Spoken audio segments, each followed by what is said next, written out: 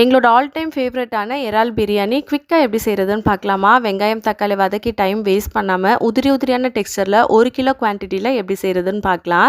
பிரியாணி பாத்திரத்தில் 1 கிலோ அளவுக்கு இறா சேர்த்துக்கோங்க. காரத்துக்கு 4-5 பச்சை மிளகா, 5 பெரிய வெங்காயத்தை நீளவாக்கில் நறுக்கி சேர்த்துக்கோங்க. ஒரு கைப்பிடி அளவுக்கு புதினா கொத்தமல்லி, 100 கிராம் இஞ்சி, 50 கிராம் பூண்டு பேஸ்டாக்கி வச்சுருக்கேன், அதையும் சேர்த்துக்கோங்க. 1/2 கப் அளவுக்கு கெட்டியான தயிர், 4 பெரிய தக்காளி பழத்தை அரைச்சி ஊற்றிக்கோங்க. தேவையான அளவுக்கு உப்பு, 2 ஸ்பூன் தனி மிளகாய் தூள் சேர்த்து நல்லா மிக்ஸ் பண்ணிவிட்டு அரை மணி நேரம் ஊற வச்சுக்கோங்க.